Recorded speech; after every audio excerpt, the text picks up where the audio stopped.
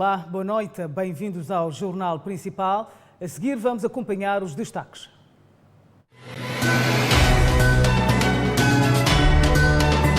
Incêndio de grandes proporções destrói 5 casas e causa danos materiais avultados na zona militar na cidade de Maputo. Mau tempo faz pelo menos 10 mortos na província de Manica. Transporte semi-coletivo de passageiros invade residência e mata uma menor de 6 anos na cidade de Maputo.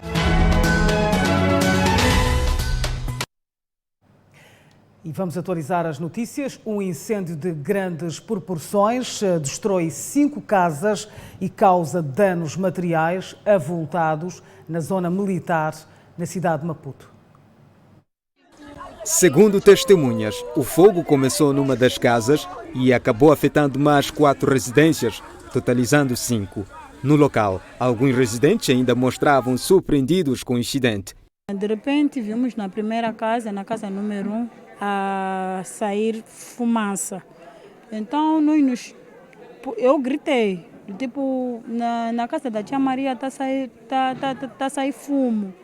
Então as pessoas ficaram preocupadas. Nós não sabíamos a gravidade. Alguns vizinhos tentaram lançar areia, um bocadinho de água. Só que quando já estava na segunda casa, é quando todo mundo já começou a ficar preocupado. Começamos a tirar as coisas dentro de casa. Desculpa, sim, foi. Foi engano do meu pai. Sim. Engano do teu pai? Sim. E quase todos a ver lá? Tudo, não se aproveitou nada. Queimou tudo. Então, muito triste. Muito, é lamentável, é muito triste. Eu a viver isso, é pela primeira vez. Estou aqui já vindo italiano, nunca aconteceu isso. Desesperada, esta mulher conta que um incêndio consumiu tudo o que tinha no interior da sua residência. Ele não disse exatamente a hora que iniciou, mas assim que ele teve conhecimento, ele ligou-me, estava no serviço, deixei tudo e vim para aqui, para ver por perto. Tudo. Este é o momento em que a equipe nacional de salvação pública está a debelar fogo de grandes proporções que deflagrou cerca de 5 casas e que gerou pânico para os residentes do bairro Militar. O Serviço Nacional de Salvação Pública, que foi solicitado a intervir, diz ser ainda prematuro avançar com os detalhes do incidente. Dizer com toda a certeza e com segurança de que foi curto-circuito. Nós ainda vamos trabalhar e vamos esclarecer quais foram as reais causas do incêndio. Foram 5 casas. A propagação do incêndio foi muito rápida, atendendo a estrutura das próprias casas. Foram a ver, a cobertura é feita de chapa, madeira e aí por aí. E o teto também, as casas possuíam teto falso. Este jovem, que foi o primeiro a detectar o incêndio, diz que aconteceu na ausência dos proprietários. Começou a queimar lá no canto, lá. Eu estava sentado com um amigo num sítio. Eu disse a ele, olha lá para lá em cima, está a arder uma cena. Ele disse, isso aqui estão a cozinhar porque tem uma casa que costumam cozinhar com carvão, não tem gás. Já estamos a ver a primeira casa a queimar, a segunda casa a queimar, e assim sucessivamente. Todos os haveres da casa foram consumidos pelo fogo de grandes proporções. O que é que realmente aconteceu quando chegou aqui? Meu Deus, não tenho forças, não quero falar nada. As imagens são do Vale do Mocingue. José Ricardo, TV Sucesso. 10 pessoas morreram, 18 hectares foram perdidos e estradas danificadas em consequência das chuvas e ventos fortes que se registram no distrito de Chimoio, na província de Manica. De acordo com o administrador do distrito de Chimoio, Daniel Anicene, a maior parte das vítimas foram arrastadas pela força da água.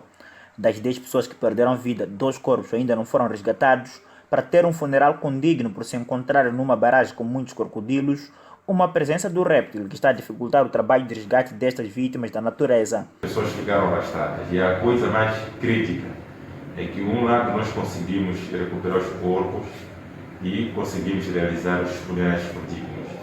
Mas neste momento até então estou a falar de 2 corpos que estão na barragem do Bica, isso no bairro Stani. Lá naquela barragem, por causa da existência de crocodilos, ninguém está a conseguir mergulhar, mesmo o corpo de salvação pública está a ter limitações. No setor agrário, 18 hectares de culturas diversas são tidos como perdidos e o governo do distrito de Chimoio disse ser necessário 5 toneladas de semente para a segunda época. Tirou a cerca de 42 famílias, e num total aproximadamente de 166 pessoas ou agricultores. E como necessidade, nós precisamos de cerca de 5 toneladas para suprir a segunda época. No que diz respeito a vias de acesso, Daniela Anicene fez saber que há muitas estradas esburacadas e a intervenção só será feita depois da época chuvosa, que se calhar poderá conhecer o seu término no princípio de março. No mês de março, praticamente, de acordo com o INAMI, as chuvas voltam no princípio de março.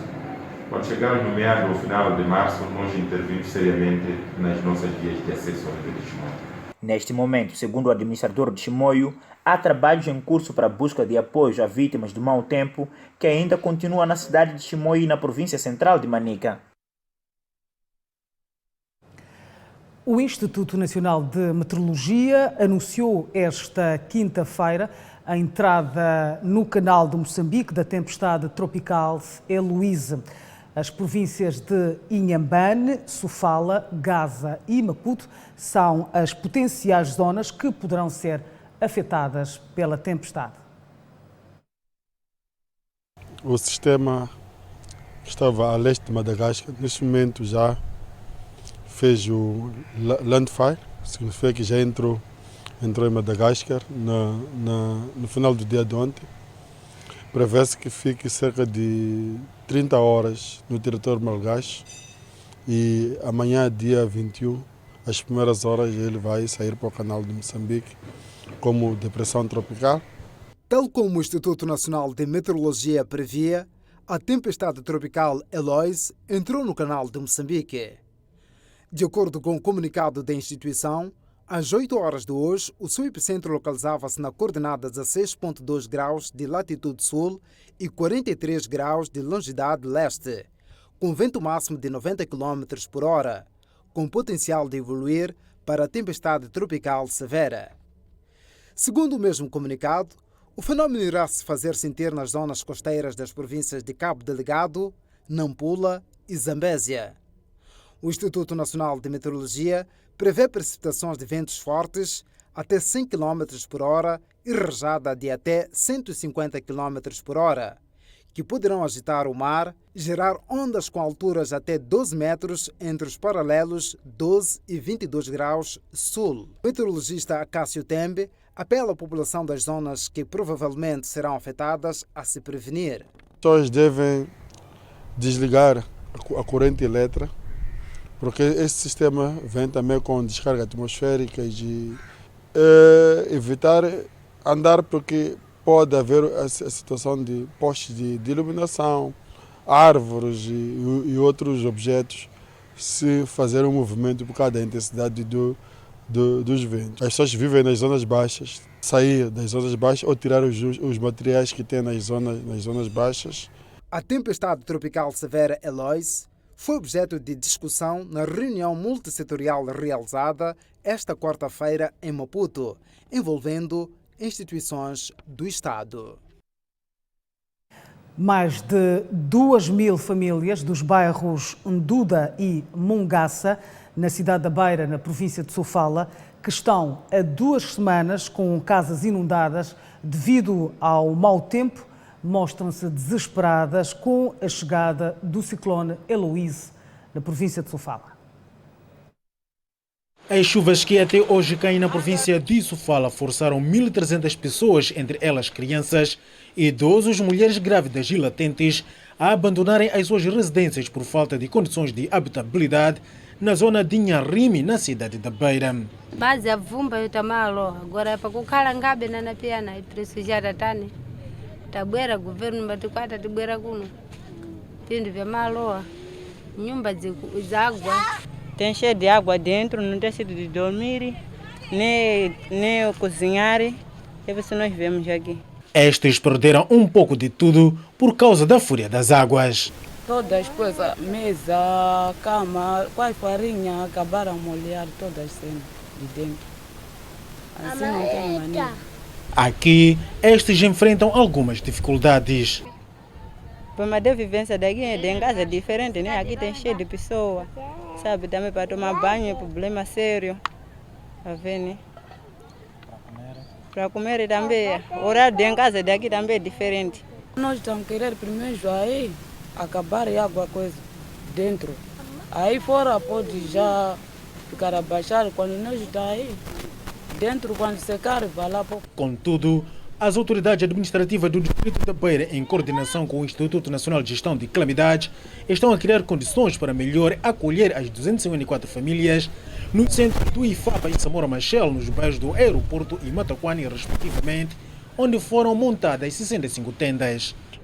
Portanto, quer para Samora Machel 45 e para o IFAPA 20 tendas.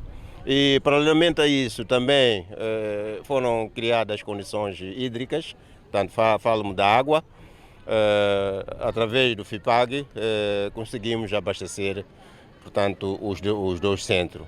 E, para além disso, a Eletricidade de Moçambique veio, por sua vez, colocar os candeeiros para facilitar, portanto, a iluminação dos locais. Também temos instalado os postos de socorro para atendimento em casos de haver alguma enfermidade. Enquanto isso, no distrito de Búzios, concretamente em Guaraguara, 150 famílias, o correspondente a aproximadamente 800 pessoas, correm o risco de serem desalojadas por conta do transbordo do rio Búzios, que, de acordo com dados esta quinta-feira fornecidos pelo diretor provincial da Agricultura de Sofala, Diogo Borges, adicionadas às águas do rio Pungue, deixaram 3.000 hectares de culturas diversas submersas, afetando 1.500 camponeses. A cidade de Nampula está debaixo de ventos fortes e chuvas intensas provocadas pela tempestade Heloise. Imagens amadoras que nos chegam da cidade de Nampula mostram que a situação tende a piorar. De acordo com a previsão do Instituto Nacional de Meteorologia, a tempestade Heloise já está no canal de Moçambique e irá atingir principalmente as províncias de Sofala, Inhambane, Gaza e Maputo nos próximos dias.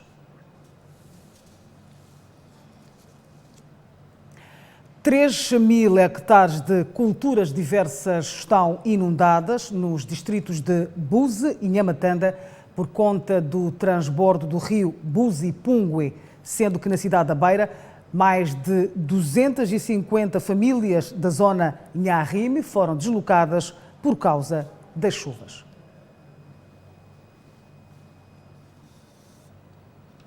Tudo partiu de uma discussão entre o motorista de transportes semicoletivos de passageiros da Rota Museu Machazine e um agente da Polícia Municipal no interior da viatura. Segundo testemunhas, durante a contenda, o agente da Polícia Municipal apertou o pescoço do motorista enquanto conduzia, tendo na sequência perdido o controle da viatura que foi embater no muro de vedação desta residência, causando a tragédia. Estava a andar muito rápido, então as pessoas lá atrás estavam a reclamar muito, já ver. Então quando ele acho que chegou, entrou aqui, bateu aquela miúda, acho que aquela miúda bateu da árvore.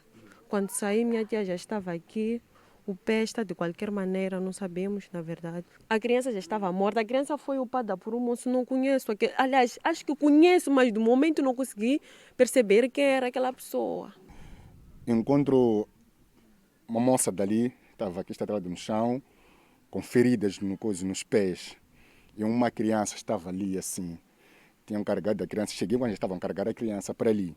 Então, quando chego, encontro o motorista e o polícia camarada, assim, digamos. O polícia municipal está fora, enquanto o causador, assim, digamos, o causador do acidente, eram 3, que era o polícia camarada, o motorista e o cobrador, mas o cobrador disse que fugiu. Mas do jeito como ele já estava a contar, disse que ele estava a ser apertado o pescoço com o cobrador e dentro do coastro tinha um cerote. Mesmo após o sinistro, o agente da Polícia Municipal e o motorista do transporte semicoletivo de passageiros continuaram a discutir e sem se preocupar em socorrer as vítimas, responsabilidade que recaiu sobre os vizinhos. Então tive que subir aí, fomos para o hospital, chegando em Mavalane, tivemos que ter uma guia para podermos entrar no hospital. Muito grave, eles não têm condições de atender o pé como estava. Então saímos dali para o Hospital Central. No Hospital Central, quando chegamos, procuraram ter aquela guia. Então saímos dali para o hospital. Entretanto, revoltados, os moradores tentaram impedir a remoção da viatura envolvida no sinistro, o que forçou a polícia a recorrer ao uso da força e a efetuar algumas detenções. Conseguiram chegar. Então, dali foi um esforço. Quando nós saímos de Mavalane, para quê? Então, já tinham ligado para o carro para ver ser rebocado. Apanhamos o carro, que já estava aqui, para rebocar o carro. Mas como tirar o carro enquanto ainda não foram tirados? Essa confusão não está certa. Por que a polícia espancou as pessoas, bateu nas pessoas? Bem, pediram reforço porque viram que aquela confusão era outra. Queriam tirar o carro de qualquer maneira. Então chamaram por reforço, veio aqui, FIR, essas coisas todas. Começaram a bater, espancar as pessoas. Então a população daqui, sem saber o que estava acontecendo, só viram o carro sem matrícula da polícia, da polícia sem matrícula, a querer retirar o carro daqui. Então a população negou. De tipo, não pode se tirar o quê? A viatura. Por sua vez, o proprietário da residência fala de danos materiais avultados. Como estão a ver, todo o muro está danificado neste momento. Eu não sei como que vou conseguir arranjar o meu muro. Vieram os autores, aliás, o proprietário do carro, vieram pedir a cotação, levaram a cotação, foram. Não sei se quando é que vão arranjar o muro. A população condenou veementemente a ação do agente da Polícia Municipal, que é apontado como o principal causador do acidente. A peça que acabou de passar tem que ver com um transporte semicoletivo de passageiros, vulgo Chapa, que se despistou e embateu a uma residência na cidade de Maputo, tendo matado uma menor de 6 anos de idade. E as famílias da vítima exigem responsabilização criminal dos autores do acidente. A nossa equipa de reportagem seguiu até a residência dos pais da menor de 6 anos de idade, que morreu em resultado do acidente causado pelo desentendimento entre o transportador semicoletivo de passageiros e um agente da Polícia Municipal. A mãe, visivelmente chocada, mostrou-se inconsolável. Não, eu estava a brincar numa casa. De repente eu saio para chamar ela, para lhe mandar. Quando estava a ver um carro do Museu Machazine, estavam dentro de carro, estava a Polícia Municipal, o motor estavam a discutir. Aquela Polícia Municipal bateu o motorista quando estava a conduzir e desviou o volante para o lado direito, onde havia a direção, onde estava minha filha, uma senhora. Por sua vez, os restantes membros da família dizem que foram colhidos de surpresa e descrevem com dor e tristeza o cenário. Porque isso que aconteceu não é justo. É isso. Você foi batida fora de casa, a brincar em casa da vizinha. Estava na estrada, estava dentro de quintal. Foi batida dentro de quintal. A criança não resistiu. Vamos a pedir ajuda. Chegaram para mim, dizer para eu vir aqui, eu perguntar o quê? Dizer que meu sobrinho foi atropelado com carro, mas estava em casa de outra pessoa, estava a brincar com outras meninas. Esse carro desviou, entrou, bateu o muro, apanhou aquelas crianças. Nosso filho logo perdeu a vida aí, por causa de polícia. Mas o que quero? Estou a pedir justiça. Agora ainda não chegou, não sei que está no hospital com meu irmão, não sei. Ainda aqui em casa hoje ainda não vê ninguém. Justiça é a palavra de ordem. Pakatika mova lwa motorista lwa. Pakatika mova lwa motorista balwa ako para nyima. Nako jamu vupanda entam la ongana compra wa nyima la rapaz lwa. É este ambiente que se vive nesta família, uma tragédia que se abateu sobre esta mesma família na noite de ontem, por conta de um acidente que teria acontecido nesta mesma via, no interior do bairro do Ulenibé, aqui na cidade de Maputo. A família exige justiça neste momento. A vida não vai voltar, mas exige a responsabilização dos autores deste ato macabro. São imagens de Vale do Macinga, Filipe Muyanga, TV Sucesso. Estão sob custódia policial na cidade de Maputo 3 indivíduos encontrados na posse de uma viatura roubada. A detenção dos 3 indivíduos decorre no âmbito de uma campanha da luta contra os roubos levada a cabo pelo Serviço Nacional de Investigação Criminal ao nível da cidade de Maputo. O indiciado, que por sinal já esteve preso, desmente todas as acusações, afirmando que um dos seus amigos, com quem trabalhou no passado, fez emboscada para si. Eu estou aqui porque um senhor que roubou aqueles carros aí, então veio na minha casa, ligou-me ontem de manhã, veio na minha casa com a polícia e quando chegaram ali, como ele vinha levar um material que tinham deixado com ele quando eu estive preso, eu saio a ir entregar aquelas coisas dele. Então quando chego a entregar é quando a polícia começa a me bater e entraram em casa, vasculharam, não sei se pensavam que haviam de apanhar qualquer coisa na minha casa e não apanharam nada. Eu trabalhava junto com ele numa oficina em Patrícia no ano antepassado. Este cidadão foi mais longe ao apontar que os seus amigos tramaram contra si por entenderem que se redimiu dos seus crimes. E por isso que eu saí do grupo deles. Agora, eles, não sei se por invejar de que eu estou a sair dali, é por isso que incriminam. As autoridades policiais deram a conhecer que os indiciados dedicavam-se ao roubo de viaturas e foram encontrados com ferramentas que supostamente usavam para praticar a ação. Esses indivíduos foram encontrados na posse de uma viatura furtada, a algures na cidade de Maputo, e com vários instrumentos usados esses para o furto dessas viaturas. Falamos aqui de chaves e diversas ignições, e não só, também foram encontrados com diversas placas de chassis que eram recortadas de viaturas roubadas e supostamente usadas para estampar em outras viaturas também supostamente furtadas. Estes indivíduos fazem parte de uma quadrilha composta por 5 indiciados praticantes deste tipo legal de crime, em que também foi recuperada uma caminhoneta, uma outra viatura caminhoneta no distrito municipal da Catembe, também furtada por essa quadrilha. Os casos de roubo de viaturas têm sido recorrentes na cidade de Maputo e as autoridades policiais mantêm o seu compromisso de continuar empenhados para travar o mal.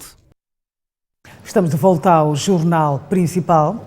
Alunos de 51 escolas em 3 distritos da província de Manica vão aos exames sem acesso à água potável devido a uma dívida ao FIPAG que cortou o fornecimento. Para combater o coronavírus é necessário ter água para a lavagem das mãos. Com escolas abertas é indispensável a água e a partir do dia 25 do mês em curso começam os exames para a 7ª classe. Para a surpresa de muitos, 51 escolas entre secundárias e primárias estão sem acesso à água potável devido a dívidas no Fundo de Investimento e Patrimônio de Abastecimento de Água FIPAG, que rondam quase $500 mil de meticais. Trata-se das escolas dos distritos de Chimoio, Gondola e Manica, que poderão ir aos exames sem a água. A retoma da normalidade. No dia 15 de novembro tivemos uma circular que podíamos retomar exatamente o nosso serviço na normalidade, que é a tirada de leituras nos quintais, a emissão de multas, e isto foi feito em comunicação. As escolas de Chimoio estão com uma dívida de 305, num número redondo, 305 mil. As de Manica estão com 79 mil e as de Gondola estão com 30. De acordo com o chefe de planificação no FIPAG, área operacional de Manica, Altino Luiz, a única saída encontrada pela instituição é que as escolas com classes de exame devem, por escrito, comprometer-se que poderão pagar de forma faseada a dívida. Bom, a saída é que as escolas que tiverem exame neste momento, por causa desta situação de exames, podem aproximar ao FIPAG mediante uma carta a pedido de religação e a comprometerem-se exatamente a poderem amortizar a dívida em parcela. A nossa equipa tentou ouvir o setor da educação em Manica, mas prometeu pronunciar-se a respeito assim que for oportuno. A Renamo acusa o governo de não ser transparente na aplicação do valor doado pela comunidade internacional para dar resposta à Covid-19 no país e exige que o dinheiro seja aplicado na ampliação de centros de internamentos e na ajuda à população desfavorecida.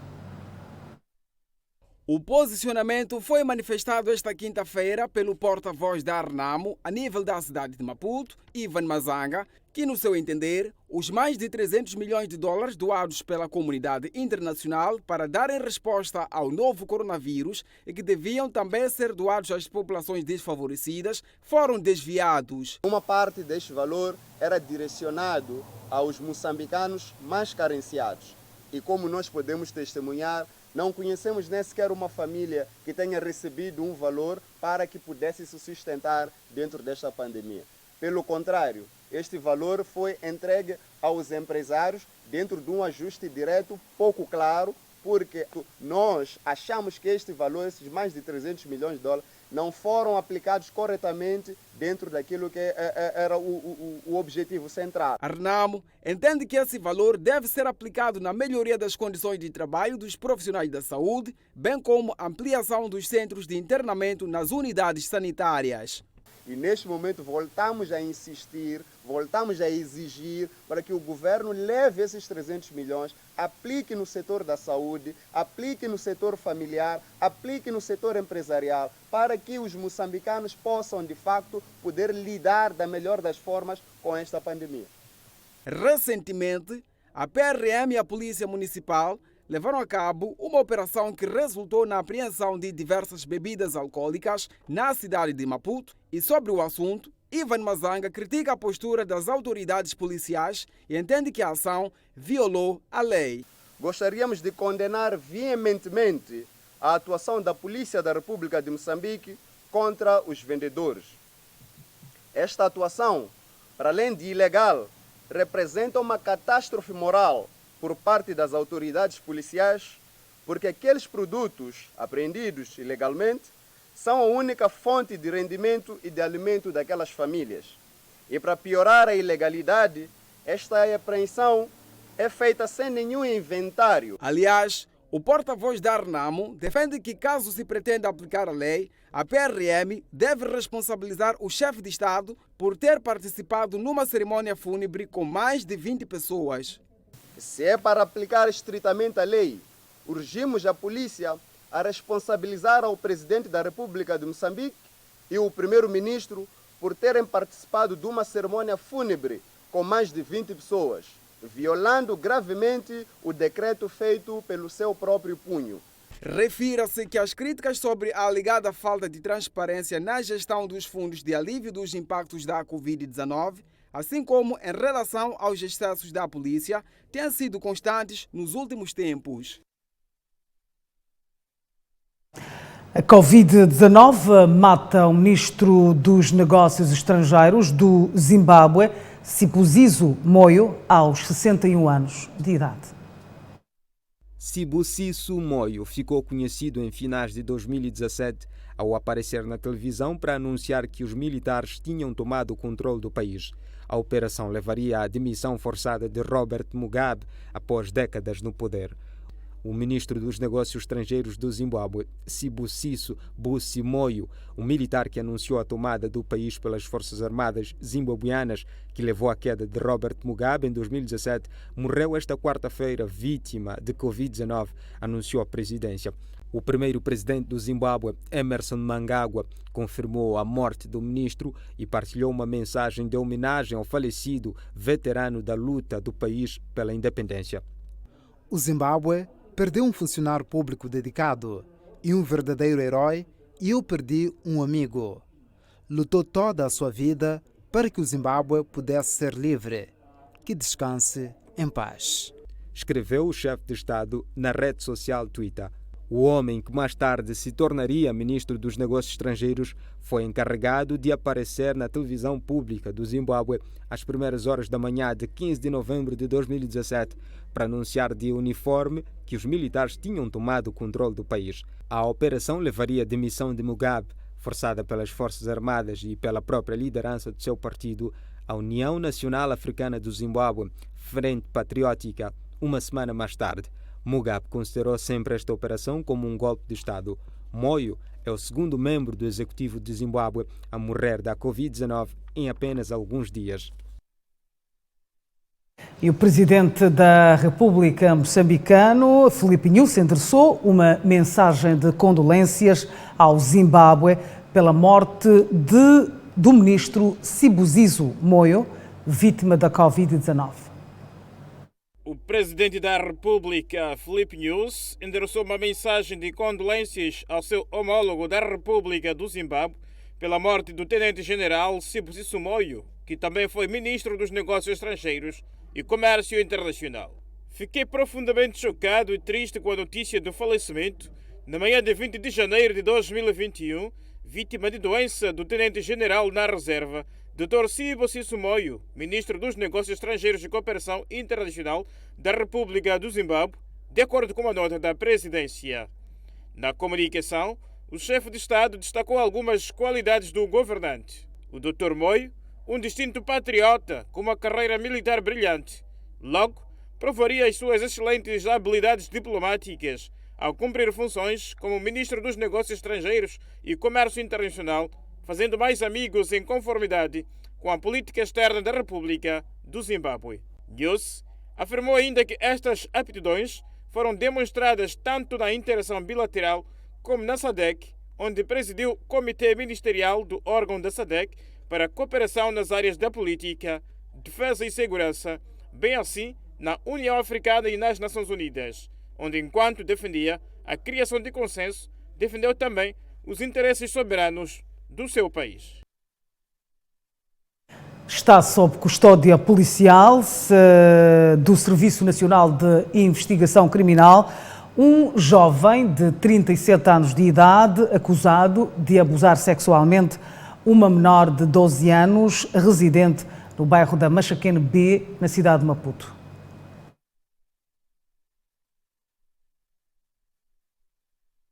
Eu me conheci com aquela família através da...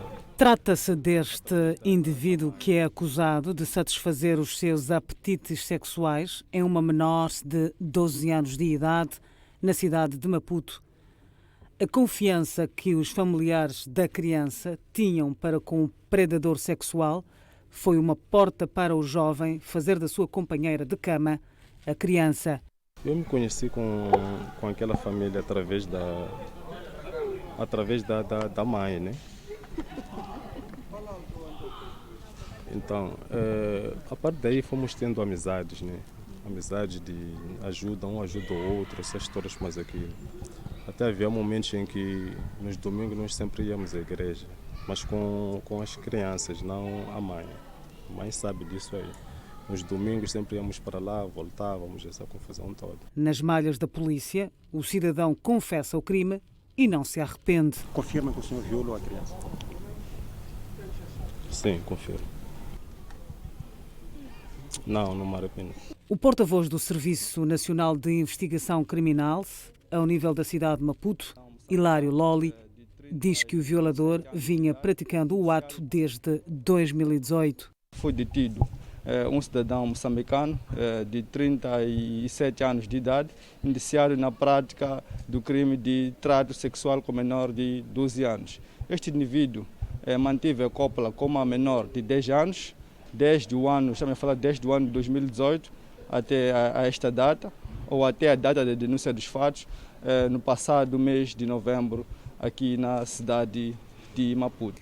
Os exames feitos a menor indicavam o cidadão como o autor da prática, refere a polícia.